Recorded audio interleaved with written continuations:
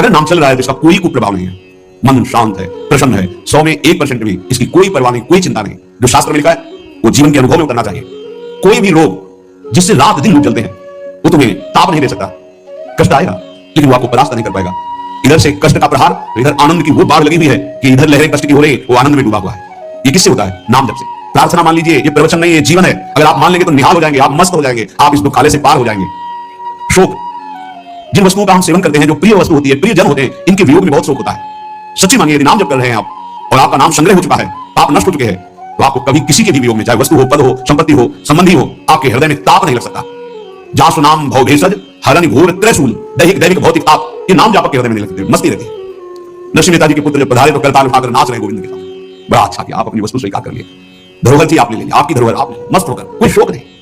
चाहे जितनी हानि हो जाए, उसको विश्वास है कि जिसने बिना किसी की सहायता के एक पलक झपकने में अनंत ब्रह्मांडों का सृजन कर दिया, वो भगवान जब चाहेंगे, अगर लौकिक सुख देना चाहेंगे तो बौछार हो जाएंगे। इसलिए उसे शोक नहीं होता। अभाव, ये चाहिए, वो चाहिए, वो चाहिए, हमें प्रार्थना भी नहीं करनी, भगवान से चाहिए। सच्ची मानिए, जैसे छोटे बच्चे का ध्यान माता स्वयं रखती है, क्योंकि वो मांग अपनी प्रस्तुत नहीं कर सकता। समय से कब से भोजन पवाना है, कब कौन सा वस्त्र धारण करवाना है, कब क्या उसकी सेवा करनी, ये स्वयं मां चिंतन करती है। ऐसे अनंत माताओं का वात्सल्य लिए हुए हमारे प्रभु अपने जनों का चिंतन करते हैं। योगक्षेमं भाम्यहम् शब्द पर ध्यान दीजिए। अपना कार्य है अनन्यश्चिन्तयन्तो माम्, भगवान का कार्य है योगक्षेमं भाम्यहम्। हम नाम जप करते हुए अपने कर्तव्य का पालन कर रहे हैं और श्री भगवान अपने कर्तव्य का योगक्षेमं भाम्यहम्। जो अप्राप्त है उसे प्राप्त करा दूंगा, जो प्राप्त है उसकी रक्षा करूंगा, इसे कहते हैं योगक्षेमं। तू क्यों रो रहा है? अब मत रो, अब भगवान नाम जप कर, नाम रट। फिर देख, जन्म जन्म से घिरियाते रोते चले, ये दे दो, ये दे दो, ये दे दो, फिर मरे, फिर वहीं से शुरू, ये दे दो, ये दे दो। कब तक ये भिखमंगापना हमारे मन में बैठा रहेगा? अरे मन में भलो न बाप सो, जो प्रभु लाके टेक। अविनाशी का बच्चा घिरियाता घूम रहा है विषयों में, समझ में नहीं है ना, समझ में प्रभु की समझ नहीं है, इसीलिए ये दुर्दशा होती चली जा रही है। एक जन्म से असंख्य जन्म हो गए मांगते मांगते, मंगतापना कब मिटेगा? यह भाव कब मिटेगा? जब भाव का पता चल जाएगा। आप बहुत बड़े के हैं, आप स्वयं परमानंद में हैं, आपको किसी वस्तु, स्थान, व्यक्ति से आनंद की खोज नहीं करनी, बस बाहर भटक रहे हो, इसलिए तुम्हारा जो भाव है वो अंतर्हित हो चुका है। अंतर में आओ, तो सोचति न कांक्षति समस्त सर्वेषु भूतेषु मद भक्तिं लभते पराम। न कोई शोक, न कोई चिंता, एक परमानंद की अनुभूति। ना मानो तो भोग लो, जलो। ये माया दुर्दशा करते कि ना मानो, जलते रहो। अगर संतों के हृदय में कोई पीड़ा होती, किसी बात की होती, अमूल्य मानव जीवन प्राप्त करके भगवान से विमुख होकर तुम कैसी दुर्दशा को प्राप्त हो रहे हो? उठो, गलतियां होना स्वाभाविक है, माया फिसलन वाली गलती हो सकती है, लेकिन हम सत्य मार्ग को छोड़ दें, ऐसा नहीं हो सकता। क्यों रो रहे हो? मेरा नाम रट, देख दुख नाम की वस्तु नहीं रह जाएगी, तेरे सारे संशय नष्ट हो जाएंगे। भक्ति हो ना हो, श्रद्धा हो ना हो, विश्वास हो ना हो, तू केवल नाम रटना शुरू कर दे, इससे बढ़कर और क्या बात कही जा सकती? जितना भी दान पुण्य तपस्या यज्ञ तीर्थाटन है, अगर श्रद्धा नहीं है तो फल की प्राप्ति में संशय है। मंत्र जप, श्रद्धा विश्वास नहीं तो फल की प्राप्ति में संशय है। लेकिन नाम जप कर रहे हैं, बिल्कुल आपकी श्रद्धा नहीं है, तो भी भाव कुभाव अनखालशहु नाम जपत मंगल विशिष्टशहु। तन्नास्ति कर्मजं लोके वाग्यं मानसमेव वा यन्न छपयते पापं कलौ गोविंद कीर्तनम।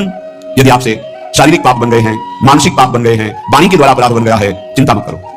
आप कोशिश करो कि पाप ना बने और गोविंद गोविंद, हरि हरि, कृष्ण कृष्ण, राधा राधा राधा, ऐसा नाम उच्चारण करो। नाम उच्चारण से सारे पाप नष्ट हो जाएंगे। तन्नास्ति कर्मजं लोके वाग्यं मानसमेव च, मानसिक वाणी के द्वारा, शरीर के द्वारा जो अपराध बन गए, भगवान नाम कीर्तन से, भगवान नाम जप से सब नष्ट हो जाते हैं। बस ये है कि नाम का सहारा लेकर पाप मत करना। अब तक जो हुए सुनिए, चूक हो जाएगी तो नाम भस्म कर देगा उस पाप को। जानबूझ करके, संकल्प करके, हर्षित होकर पाप करेंगे कि शाम के नाम जप कर लेंगे, दिन भर पाप करते हैं, तो फिर वो नामापराध लागू हो जाएगा और वो प्रभाव नाम का नहीं पड़ेगा और आपको उसका दंड मिलेगा।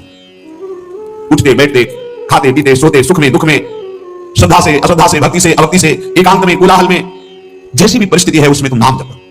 कुछ उपासक हैं वो परिस्थिति की मांग करते हैं भजन के लिए, चाहे वो गृहस्थ में हो या व्यक्त में। कुछ ऐसा हो, एकांत हो, शांत हो, ऐसा हो, ऐसा हो।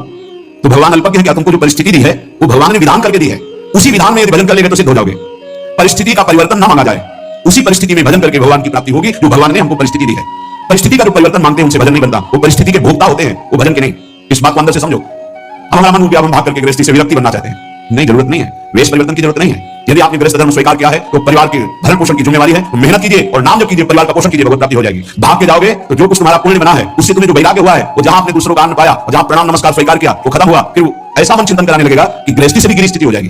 जो वास्तविक आंतरिक भगवत प्राप्ति का वैराग्य है